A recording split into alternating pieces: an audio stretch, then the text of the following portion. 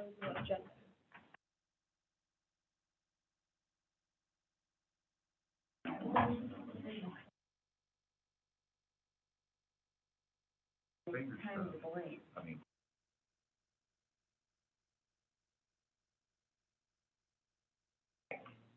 Good morning. We'll call to order the BCAG Board of Directors meeting on June 23rd, 22nd, 9 a.m. If everybody could please rise for the Pledge of Allegiance. And pledge. Pledge allegiance to the flag of the United States of America, to the republic for which stands one nation under God, indivisible, with liberty and justice for all. Roll call, please. Board Member Connolly? Here. Board Member Lucero? Here. Board Member Ritter? Here. Board Member Kimmelshoe? Board Member Teeter? Board Member Knuckles? Here. Board Member K. Reynolds? Here. Board Member Calderon? Here. Board Member C. Reynolds? Board Member Jones? Alternate Board Member Tryon? Here. All right, consent agenda. Do you have any public comment on the consent agenda? None. Do you have any no votes or items to pull? No.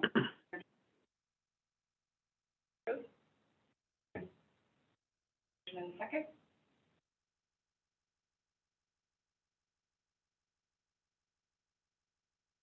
Like us to call the roll? Oh, all in favor? Aye. Aye. Nay. Sorry, I used to having to call roll for everything. And for information, we have a presentation from North Valley Passenger Rail Strategic Plan Update. I'm actually going to do it. Chris is on vacation. All right. Yes, we have probably about a 15 or 20-minute presentation to kind of give the board an update on our North Valley Passenger Rail Strategic Plan. And joining me for this presentation will be Dan Levitt, who is Manager of Regional Initiatives, San Joaquin Powers Agency, San Joaquin Regional. Daniel Kraus, who's with our consulting firm, Ecom, and then Daniel Hartman. So, Daniel Kraus, I believe you're going to bring the presentation up and run it. Yeah, I'll do that right now.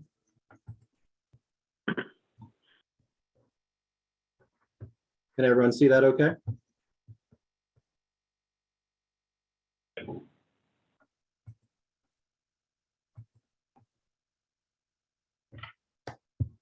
All right, John, did you want to kick us off on this presentation and go from there? Go ahead and go to the next slide. Next slide. There we go.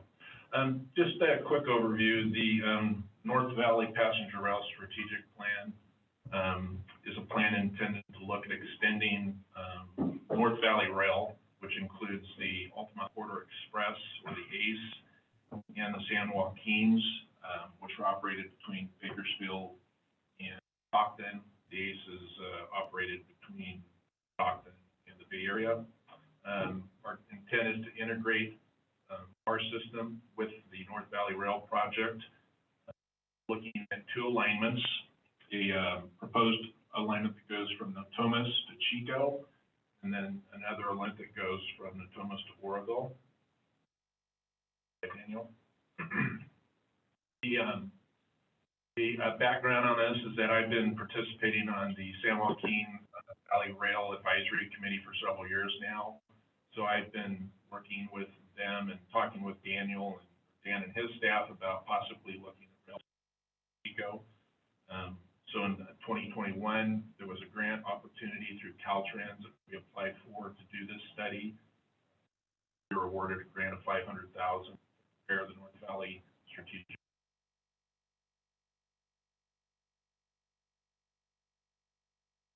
Since February, we've been working on developing our initial planning assumptions that go into looking at this proposed service. So as part of that, we went through and looked at possible station locations along stations in Chico, Oroville, Gridley, Marysville, and Plumas For that too, we had to look at coming up with a service of how many trains a day we'd be looking at. We're proposing that it would be 4 trains per day between Chico and Valley. It would include 3 from the ACE system, 1 from the team. So it would provide service between Chico, Sacramento, and then also connect down to Merced to the eventual high-speed rail services.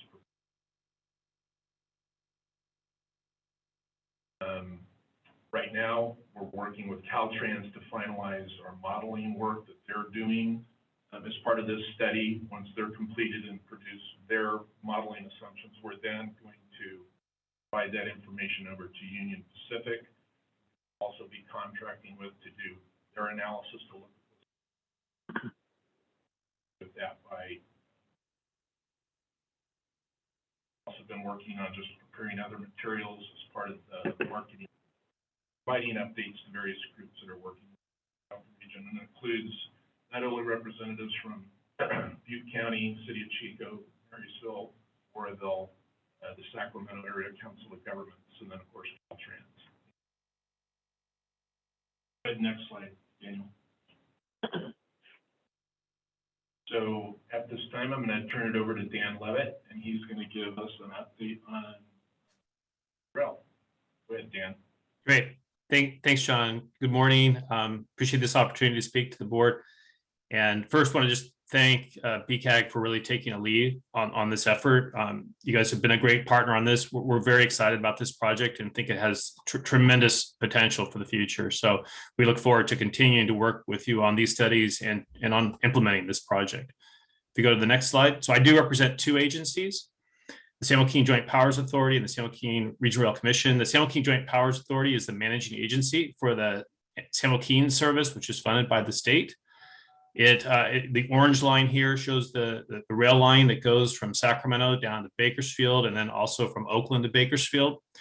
We typically run 7 daily round trips. During the pandemic, we've had a reduced service. We're up to 6 daily round trips now and expect to be back to our 7 daily round trips by the end of this year.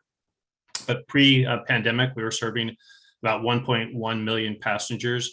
Right now, the San Joaquins have done pretty well during the pandemic. We're over 70% of our ridership. It's an intercity service serving longer distance markets and includes on this, in addition to the orange line, you see the green lines that go throughout as well. Those are our throughway bus routes. And so we have served Butte County for many years with our throughway bus connecting service. If you go to the next slide. Our second service, I also represent the San Joaquin Regional Rail Commission, who's the owner operator of the ACE commuter rail service from Stockton to San Jose. This service has been operating for more than 2 decades and focusing in on serving commuters going in from the northern San Joaquin Valley to the Silicon Valley, running during the weekdays and running in hours that really take workers down to the Silicon Valley and then bring them back in the evening. 4 daily round trips. This service runs on the UP line, and pre-COVID, we were carrying 1.5 million passengers with only 4 round trips. If you go to the next slide. We have joined our efforts with our 2 services and our 2 agencies to move forward with a program that we call the Valley Rail Expansion Program. And that is to expand both services, to extend ACE all the way up to Sacramento and all the way down to Merced, and to increase the service frequencies of the San Joaquins, particularly to Sacramento. Over the last 5 years, we've secured about $1.3 billion for this program, mostly state funds. And the program is well underway towards implementation. We've completed the environmental to Sacramento and the ACE extension down to Merced. We've got final design well underway and looking to start construction next year with the first train starting service from Natomas and to Ceres down in the valley in 2024, late 2024. Go to the next slide. This just shows you our route coming up. The route that we'll be running on from Sacramento and further north is called the Sacramento Subdivision. It's shown in sort of the purple and green. We were working with UP, the line that the San Joaquins have run on for many years to Sacramento with the 2 daily round trips is shown in that blue dashed line. That's their main line for freight service, and they had no interest in additional passenger service on that line. And so we worked with UP to get their agreement to allow us to bring passenger rail service to a different line, the Sacramento subdivision. And that's where we're looking to implement the improvements and to add new stations to bring additional both ACE and San Joaquin service to Sacramento. One of the nice things about this route is that it does continue beyond where we're currently terminating, which is the Toma station, which provides a connection to the Sacramento International Airport via a shuttle. But as you see in the dash line, the route does continue. The UP line extends beyond Sacramento further north. And that got us thinking to work with our partners up north to see about extending the route further in the future. And that working, because we're already doing this work on the route, that really got UP interested in potentially working with us for extending this line further north. If you go to the next slide. This just shows you the ACE extension down south, and ACE and San Joaquin's are on different lines. The San Joaquin's run to the east on sort of you can see it in sort of faint gray on this line, but this is showing the UP line going south, and we are in the midst of completing final design for the green portion, which goes to Ceres, and looking to start operations on that again by the end of 2024. The purple area from Ceres to Merced, we still are looking to receive funding from that, and we have already applied for funds for the Ceres to Turlock section. We'll be continuing to apply for funds to get ACE to extend down to Merced to connect with high-speed rail. If you go to the next slide. This figure shows how our program, our Valley Rail program, fits in with the high-speed rail program, which is being implemented in the valley between Merced and Bakersfield. The section between Merced and Bakersfield is the section that the state has the funds to continue and to be able to implement.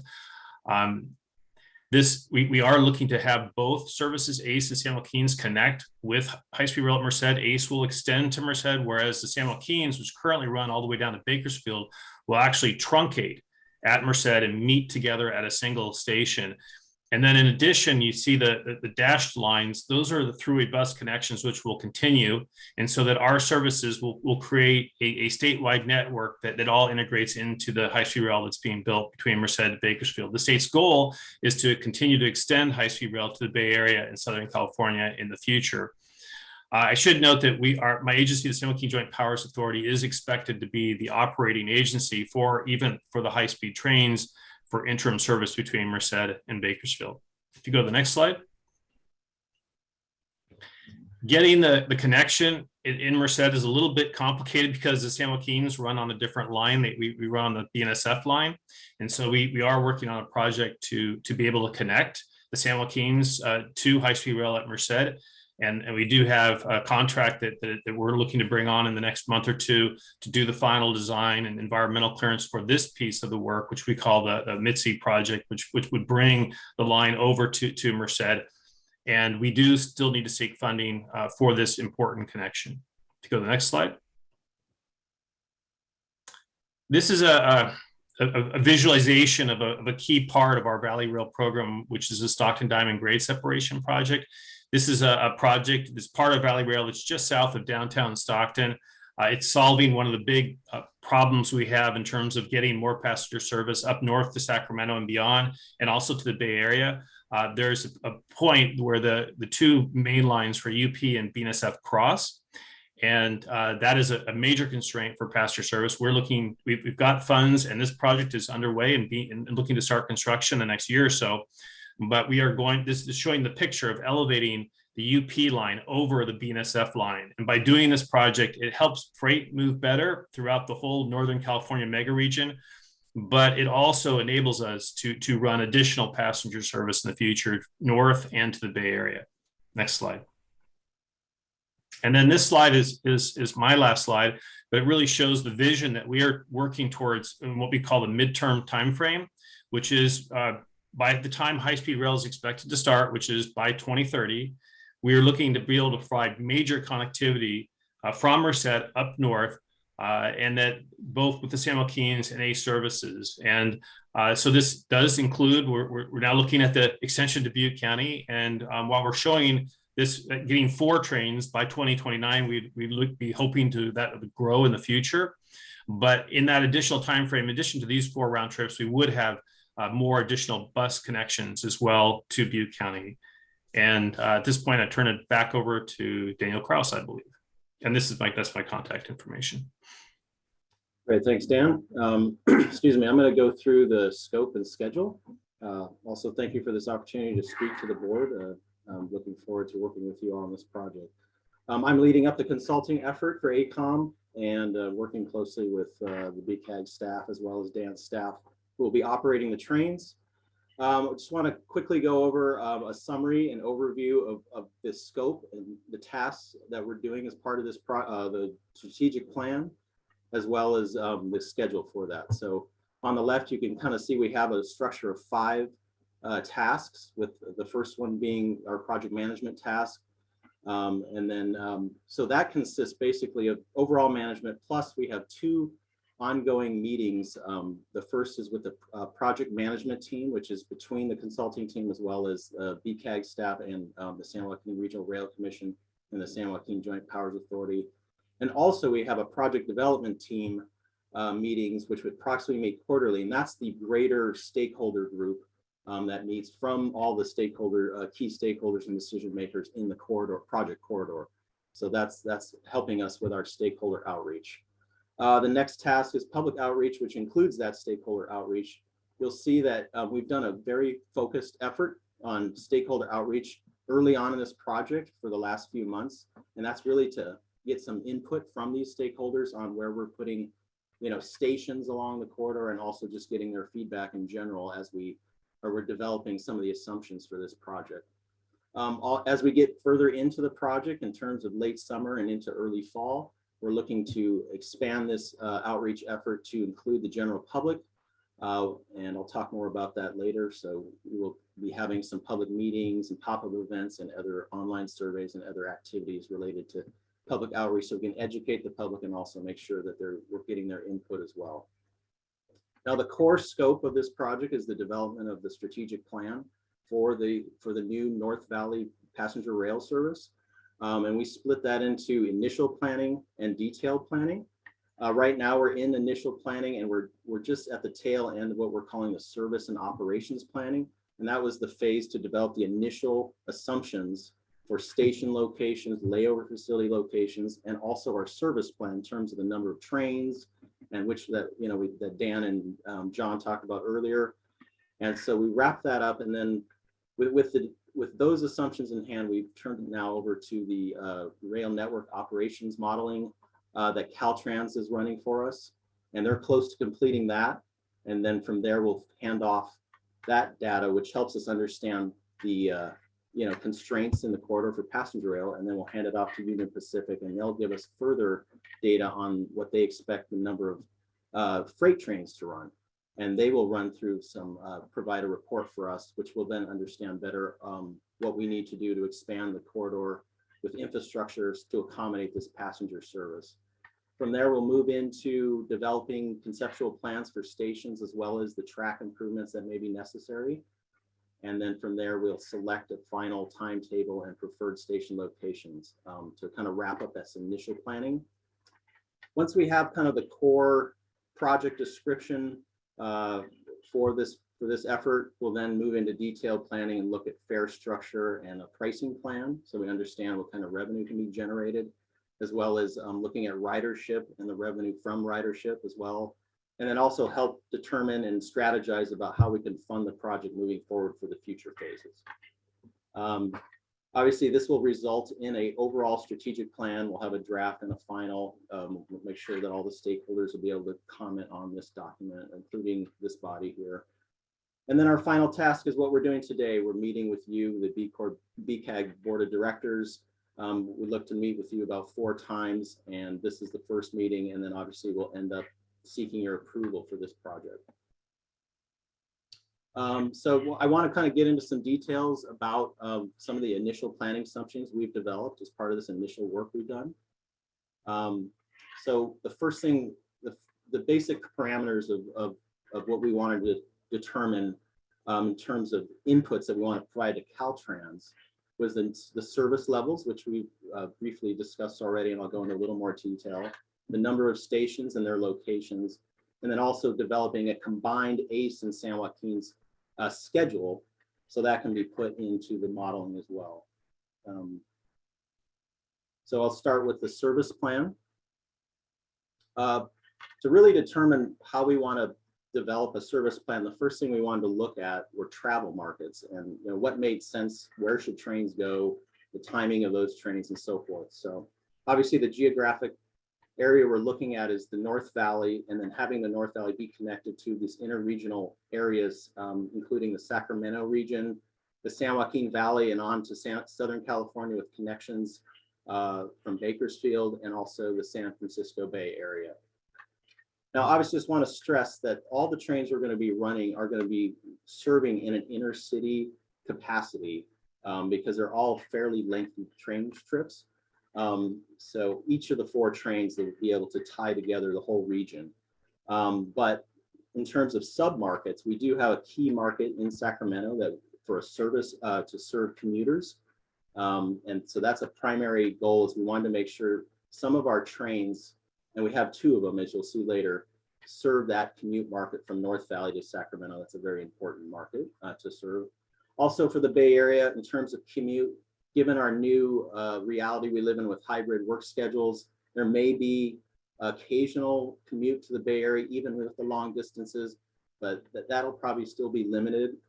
But business and leisure travel will be key travel markets to both the Bay Area, Sacramento region, as well as onto the southern San Joaquin Valley and Southern California. And then one other sub-market we did look at was making sure that we understood that, Chico State has a huge population of students, and they will probably be making up, part of that leisure market as well. And we want to just kind of highlight that as one of the travel markets. So in terms of our service plan, Dan showed this map, the diagram earlier. We do have, again, we're planning for 4 round trips a day. Well, all intercity trips. We will be, for planning purposes, call it, some of 2, 3 of the trains will be ACE because they do run on ACE corridors, and then 1 San Joaquin's trains will be part of our service plan running on the San Joaquin's route south of Stockton. So the first train you can see in green here would be a direct service all the way from Chico down to Union City BART station. There's a plan to extend ACE service to the Union City BART station. That's underway as well in conjunction with this plan. And that'll obviously serve that southern Bay Area, Silicon Valley market. Once you connect to BART, you can go north and south to get to various destinations. Another train that serves the Bay Area is another ACE train that would terminate, start in Chico and terminate at the Stockton San Joaquin Street Station, which currently serves the Amtrak San Joaquin service. And from there, there'll be a time connection for trains not only going to Oakland, but also would serve trains going southbound to the high-speed rail service hub station in Merced that's being developed. Another ACE train from Chico would run direct all the way to Chico from down to the Merced high-speed rail station hub, and that would run along that ACE corridor south of Stockton. And then finally, that San Joaquin's train would run along to the same rail hub station as the other ACE train, but this would use the San Joaquin's corridor south of Stockton. Now I'm going to want to switch to our assumptions for station locations. I'm going to turn it over to Daniel Hartman to talk about these. Thank you, Daniel. So in developing the station locations, we actually went out into the field and met with the city staff and evaluated some of the sites and some of the possible sites. The first one, next slide, is the Chico station. We actually have 2 options that we are still evaluating. Option number 1 is the downtown site. It is where the current station is. There is great opportunity for having the downtown station site with walking distance to Chico, downtown placemaking. Some of the issues are associated. We have the potential to have some really long trains, and that would potentially require some street closures or blocking of streets while we're dropping off passengers. And as the end of the line We are required to go to a maintenance facility, and with the downtown site, really the only feasible alternative is to continue north, drop off our passengers and continue north. And it's quite a ways when we get to that layover discussion later on. You'll see it's quite a ways to the north. The second option here is the Barber Yard site. This was brought to us about some development that is happening there, and having a station at that site adjacent to new development, and then also the ability to have the layover right there is definitely a good potential for the Chico station site. Next one. I have a question about the Barber Yard site. Sure. Yes. If they were to choose the Barber Yard site, would there be access from both the west and the east, or would the access only be on the east side For driving and so forth. for probably just- accessing the station? Well, it'd be, I mean, parking and all that would be on the west, or excuse me, the east side. So there aren't any planned crossings or anything to come from the west over the tracks. So they're considering the Barber Yard site without looking at any way to cross over the tracks or under the tracks, with the exception of what already exists. Correct. And the other reason too, we're looking at the Barber Yard as well is that, you know, the downtown station location, in addition to possibly having train blocking Fifth and Sixth, got very limited parking. This being kind of the northern hub into this, you're gonna have people traveling from California to get to the station, so that. I was just curious in terms of the impact on that neighborhood.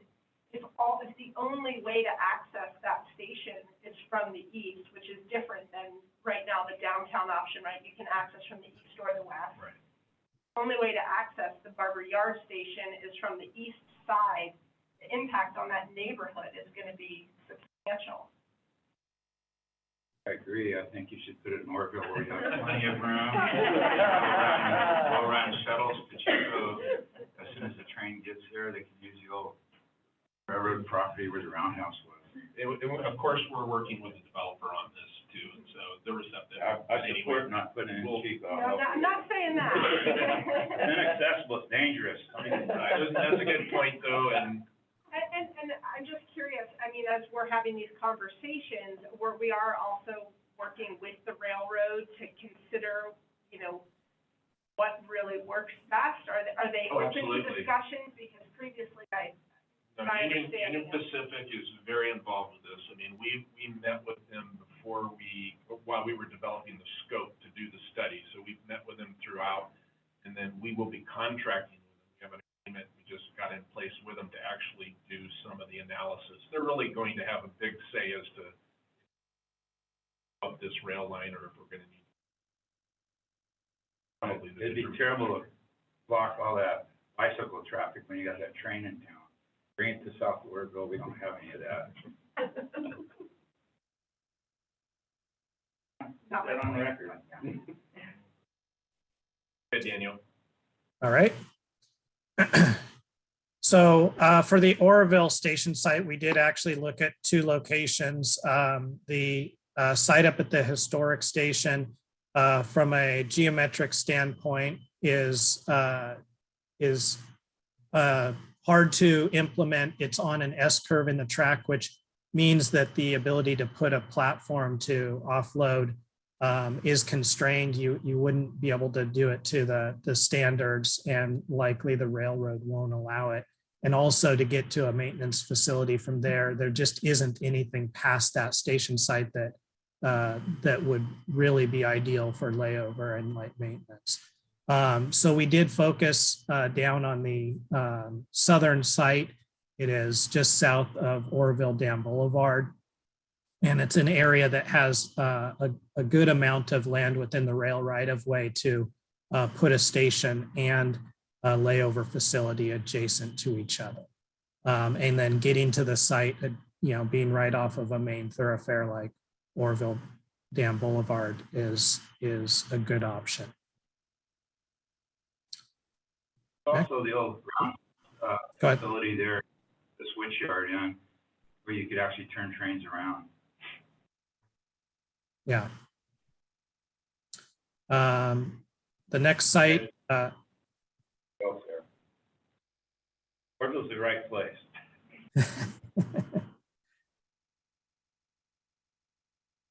all right. The next site we went to is Gridley. This is a potential site on the line going up to Chico. It provides a connection for buses to come over from Oroville. We did look at 2 sites here also. The southern one adjacent to the FEMA site just didn't look good from a feasibility perspective. And the city really liked the opportunities to do some revitalization of the downtown area adjacent to that site. Next. In Marysville, we went into the field meeting with 3 possibilities. The southern alternative geometrically really doesn't work to get a station in there. The northern one, while we could get it to fit, to get to that site is tricky, and the city didn't really like that alternative. And so we focused on the middle, right in the heart, a great connection from coming over from Yuba City, and it's right behind a shopping center. The last one was to the south, an optional station at Plumas Lake. It's right adjacent to SR 70, so it can gather riders not just from Plumas Lake, but also just to the north, just to the south, and then people coming over from Wheatland to the east. It is, again, it's right off the freeway, so great connectivity, and the community owns the property, so it would be an easy station to implement. And for the layover facility, again, this happens at the end of the line. So we have the first slide, which will show Chico. And again, with 2 station options, we really need to evaluate what works for each of those. As I indicated earlier, one of the complexities or difficulties with the downtown station site is, from an operations perspective, we really need to assume that the layover facility has to be past the station site to the north, and the first available spot that has enough adjacent land to pull the tracks out of UP right of way is quite a ways to the north in some agricultural areas. With the Barber Yard station site, there's the ability to have the layover and light maintenance happen right there adjacent to the station. So you don't have the same issues with deadheading and things like that.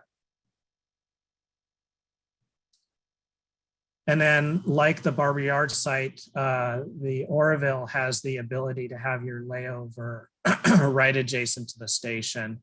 The reason why both the Barber Yard and the Oroville site could have the layover tracks be south of the station is there's enough right of way at the station site to have your own track off of the UP main line.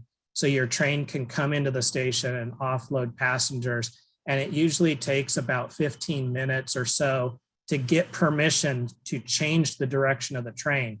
So the fact that we're off the main line, it can sit there for the 15 minutes and then back into the layover site. So you have that option when you can stay clear of the main line, where in downtown Chico, you don't have that option. You can't sit there and close streets for 15 minutes or so to get change direction. So that's why that configuration works at those other 2 locations. Are there any questions related to layover So that's the last of my slide.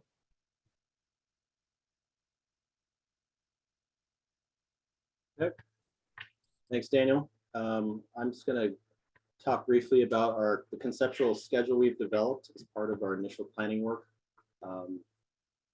Obviously, this is a result of being able to choose the station locations and also the service levels that we talked about earlier.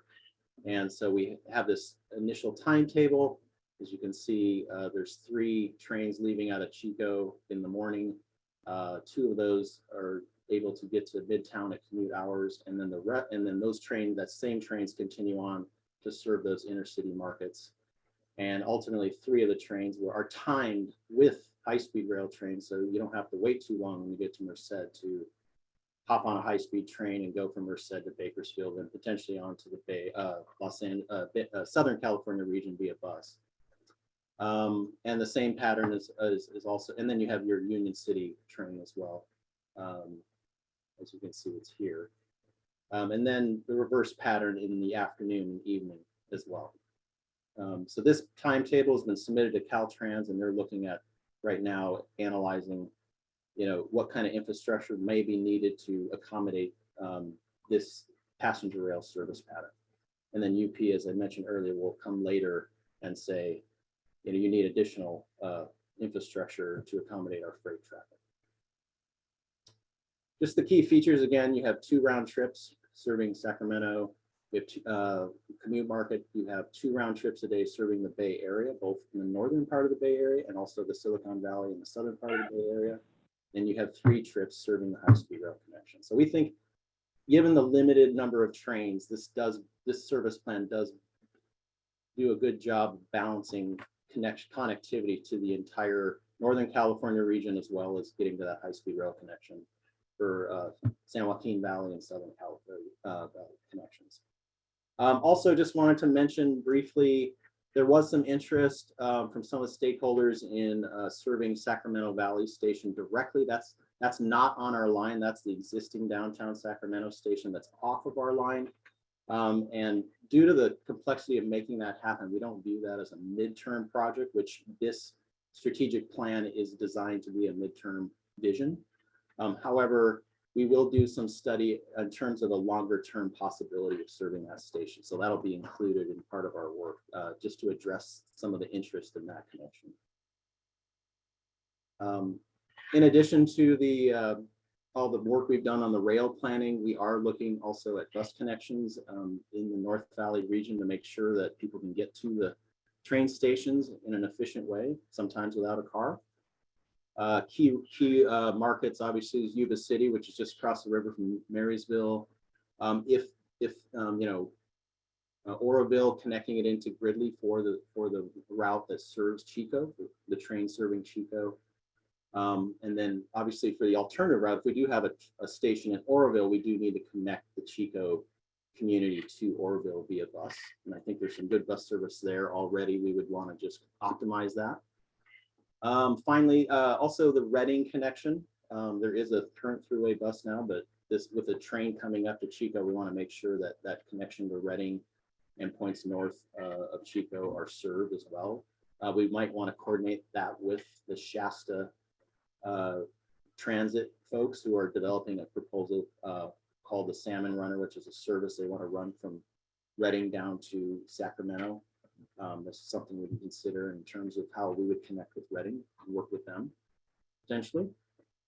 Also, just in terms of especially in places like Chico where there is a lot of bus service, we want to make sure that, look at potential rerouting of buses so they serve stations. Maybe they just miss the station, but, tweaks to service routes and also schedules to make sure they connect to the station. So we would look at what's feasible. Obviously, some may not be feasible, but we want to optimize the system of connectivity with buses as much as we can. Oh, also, and I think Dan Levitt mentioned this earlier, if the demand warrants, we want to look at adding more, if we have our 4 round trips, but given those are spread throughout the day, we have a total of, up to 10 trains coming to Natomas as part of the Valley Rail program. We may want to supplement the rail service with some bus service coming up to the North Valley and Butte County as well. Any questions on the bus connectivity and the timetable stuff? Okay. We'll just briefly touch on public outreach, which I mentioned earlier. Again, we're going to have two rounds of public outreach engagement. First round will be late summer this year, and then looking at anticipating a fall second round, which, the first round we designed to really get input from the community, and the second round would be more to say, okay, we heard you, and here's where we are now with the planning. As part of those public outreach, there will be a multilingual online community survey that's done through the project website, which is already live on the BCAG website. We will be expanding that website as well in terms of more things as we go on. We have AIM Consulting, which is a great community engagement firm. They will be helping with that, and we also be helping with these meetings. 2 virtual public meetings, which we'll do via Zoom, 1 for each round, and then also 2 pop-up events, which will actually be on site in disadvantaged communities, and we can either have two of those in the first round, or what we're thinking about is maybe having 1 pop-up for each round of input. Okay, and then the next steps for this project. Again, I think John mentioned it, we're looking to complete Caltrans network rail modeling, hopefully the end of this month. We're very close to having their work. We had to do some work with them to work through some revisions, and so we're hoping to have their final product very shortly. And then that allows us to work with Union Pacific and put the inputs from the Caltrans work into their work, and then they'll develop what they're calling a corridor capacity study. And that'll give us an idea of how many freight trains and the general rail traffic on the corridor they anticipate for this 2030 timeframe. So when we want to start service. And we're hoping that to get this underway this summer, and hopefully to complete it during the summer phase. As well. We will get a further clarification on their schedule shortly, but we're hoping that work proceeds very quickly. And then once we get all this modeling data and the corridor capacity study, our team with Daniel Hartman leading the engineering will develop some conceptual plans of the stations, and also any potential track improvements in the rail corridor that are needed as a result of the work we did with Caltrans and Union Pacific. And then from that, we will develop some initial cost estimates, and all that should happen this fall. And then obviously the ongoing stakeholder and community outreach is something that we're going to continue throughout the whole project. So with a focus soon on the public aspect, since we've done such a heavy focus on stakeholders here in the outset of the project. And that's the conclusion of the presentation. So happy to entertain any questions on any of the topics.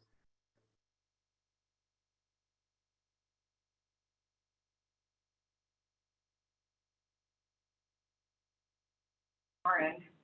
Thank you so much for the great presentation and all the information.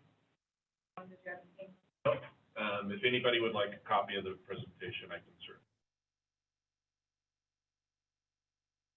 We'll just go ahead and do that after the meeting too. I want to know where I can get in 2030. That'll be great to see. Maybe by 2050, I'll be able to get to LA.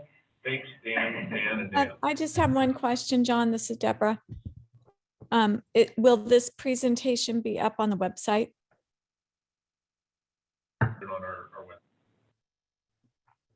And I'll also distribute it to board after the meeting. I'm sorry, I didn't catch your answer. You cut out. Well, yes, we will have this presentation up on our website, and then after the meeting today, we'll go ahead and send you all a PDF copy of the presentation so you have it as well. Okay, thank you. Thank you, everyone. For information only, next we have a non-emergency medical transportation plan update. Sarah has that for you. Board. BCAG is completing the non-emergency medical transportation plan, otherwise known as NEMT, to investigate and provide feasible solutions available to individuals that do not qualify for ADA or dial-a-ride services in Butte County. To date, the project team has completed an online survey, met with the Social Services Transportation Advisory Council, interviewed key stakeholders, held an alternatives workshop, and develop the draft needs and alternatives report. A link to that report is included on page 1 of this agenda item. The report summarizes the project team's understanding of NEMT needs in Butte County. The report has been reviewed by the SSTAC and key stakeholders at the Alternatives Workshop in March. The analysis has showed that B-Line fixed route and paratransit service do serve some NEMT needs. B-Line paratransit services provide an estimated 1/3 of all trips to medical destinations. Typically, those who are underserved by B-Line services for NEMT trip purposes are those who do not live close to the fixed route or those needing paratransit trips between communities. The two alternatives that staff plans to study in further detail next fiscal year are the creation of a B-Line NEMT program and a volunteer driver mileage reimbursement program. The B-Line NEMT program would be a new service to provide inner-city NEMT trips within the B-Line service area for seniors and people with qualifying disabilities. This program would build on B-Line's paratransit service while supporting additional connectivity to healthcare facilities for older adults and those with disabilities that need to travel between communities. The second program we plan to explore in more detail is what we call a mileage reimbursement program. That would be for participants outside of the B-Line service area. And it would consist of individuals choosing, recruiting, and reimbursing a volunteer driver for their NEMT trip that originates outside of the B-Line service area. This would enable residents in outlying areas such as Concow, Berry Creek, and other areas to have reliable transportation to healthcare services at no cost to the rider. Staff plans to continue analyzing the operational capital costs, recommended policies, marketing, and potential implementation strategies next fiscal year. We'll continue to keep the board and key stakeholders engaged and actively participate in that process.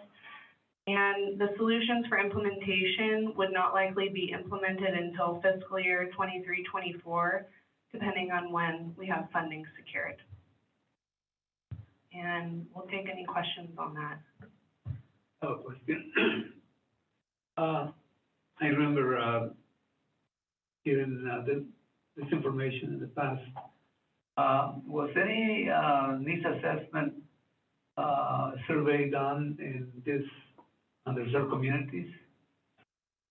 We did do a survey that was on all of our buses, and we did reach out to all of the major medical facilities to have a better understanding of where people are coming from and going with NEMT services. That would include some of the disadvantaged communities in Chico and Oroville. Because my community is in Gridley, and it's been underserved for generations. So I personally welcome the service in Gridley. I just wanted to know if you've done any surveys in Gridley and the needs assessments in Gridley. Because as my former employment was connected to health, and we experienced a lot of these issues with some of our clients who didn't meet the didn't qualify for medical services and other types of services in the area, and this would be a really good service for our community. So, part of the problem, it's not really a problem, but in going out and doing surveys and trying to find the information of who's coming to and where they're going from, a lot of our information comes from or needs to come from the medical institutions that are providing those services.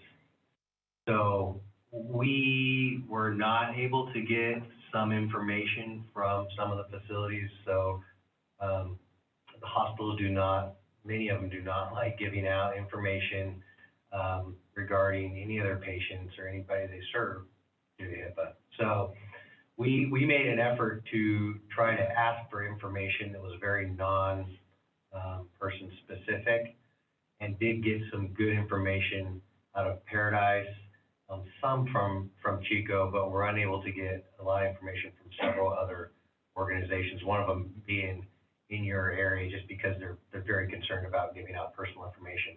Having said that, we were able to get a lot of really good information defining patterns to all areas of the county. So Gridley is not really left out of the process per se, neither are any of the jurisdictions. So we think we have kind of a pretty decent understanding of what the need is in those communities, even though we weren't able to really get any specific information out of community facilities in that specific community, because we serve a pretty significant portion of non-emergency medical with our existing services already, which is not something that we thought was happening. So we're doing better than we thought we were in this area. So certainly if we do come up with programs, and our intent is to come up with some additional service, we would expect to see people in all of the jurisdictions hearing about it, seeing it, and being able to use it to some extent that's beneficial for them. Thank you. So on the volunteer program that we're looking into, because the individual would choose the person themselves, does that kind of release BCAG from any liability with that, or how does that work? Yes and no. Largely yes. We will have, and this is one of the criteria we need to really think about, is if we're going to offer that type of a service, we do want to have some level of understanding that the people who are providing or being solicited to provide rides are good, honest people. Being able to do some kind of a background check type service, probably some online lifeline type services that we could implement to try to have some level of understanding that, we're not offering this program that all of a sudden the hawks are able to take advantage of those people. So yes, it does release a lot of the liability, but not all of it. And we do have some due diligence on our part to make some efforts to keep that safe. That was one of my concerns too. We're going to background check liability, dealing with a senior. A lot of detail. That's why we want to take our time and really understanding this, so that we don't want to roll something out that we put out there and is not sustainable or not useful and not well thought out. And one of the components that we'll look more into next year is establishing some type of a committee to help us better understand the program and what we might need to do in terms of background checks or other things to ensure safety. I'd just like to applaud the board for thinking outside the box. I know as a governmental agency, a lot of the times we don't think of doing private entity type things, so I appreciate you at least looking into it and coming up with other ideas to save the board and you need money, but yet provide a great service. Okay, that's all the items for information. Items for action: acceptance of the TDA performance audit for BCAG Regional Transit and the Gridley Golden Feather Flyer. Sarah again. Okay, hi again. As the state designated transportation planning agency for Butte County, BCAG is responsible for conducting the triennial performance audits for the local transportation funds and state transit assistance funds for the transit operators as stipulated in the California Utilities Code. BCAG has contracted with Moore & Associates to complete the TDA triennial performance audits for fiscal years 2018-19, 2019-20, and 2020-21 for the BCAG management audit, BCAG, and the City of Gridley Golden Feather Flyer. The purpose of the BCAG management audit is to evaluate the efficiency of BCAG as the RTPA. With one exception, BCAG does adhere to the TDA regulations. The single compliance finding that was found was that BCAG does not conduct or verify the STA efficiency test as part of its TDA claims process.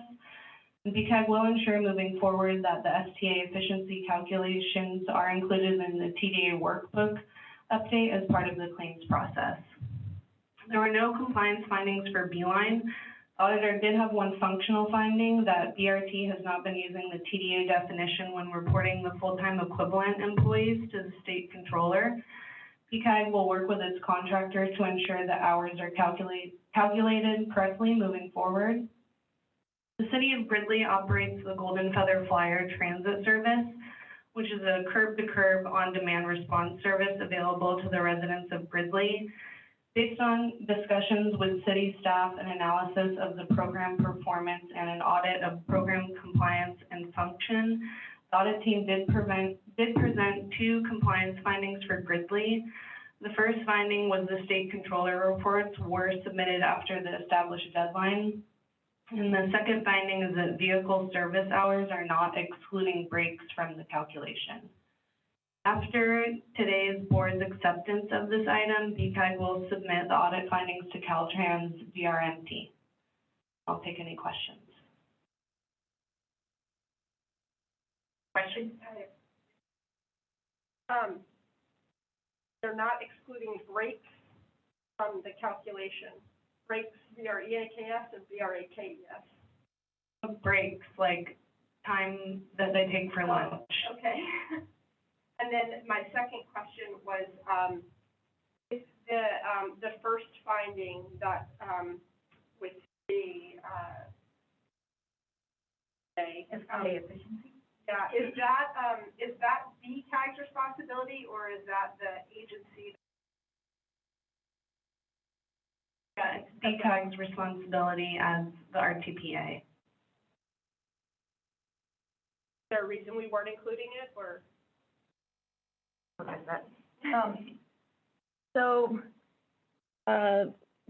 For a long time, the SPA funds had been going straight to Butte Regional Transit, where we do have oversight of that efficiency. But then we switched back over to giving the SPA funds to the Gridley Flyer, and we missed that calculation. So it was just oversight. So what does that mean for the Gridley Flyer?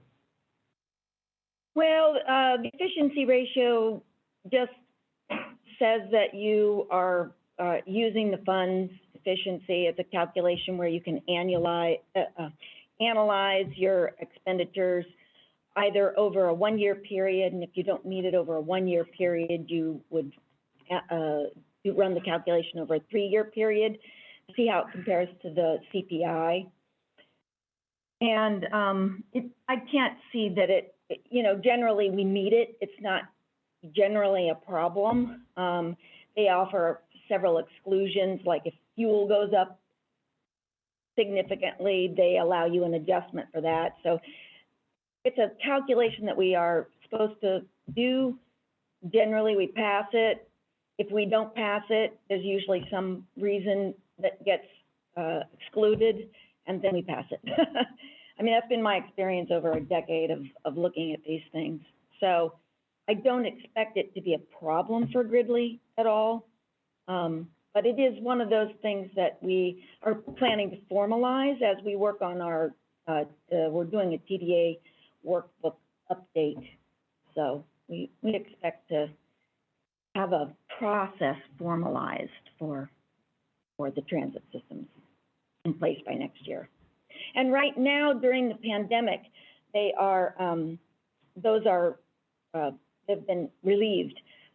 We don't have to follow those restrictions right now because of the pandemic. They've allowed us to forego that for the time period, through next fiscal year, in fact. Yeah, yes, it's been a fantastic service for the people of Gridley. Yes, I know they love it. Especially now with the inflation, gas prices as they are. This service actually provides an excellent vehicle to keep medical appointments for elderly and disabled. Yeah, within the Gridley community itself. Exactly. Yeah. Within the city limits. Yeah. The Gridley Flyer also has fare box requirements, which during the pandemic have been also foregone. But they will need to raise their prices most likely, to maintain the, $2 a ticket. yeah, and I think we're at $3.50, is that what we're running the fair transit? So probably you will see an increase in price on your paratransit, but $2 is pretty darn good for the time being. Yeah, yeah. Any other questions? Do we have any public comment? Great. So we need a, entertain a motion? Move to accept. Second motion. All those in favor? Aye. Opposed? All right. Items from the board, do we have any, public? All right, and then I guess we will adjourn to our next meeting, which will be July 28th, 2022, here in this room.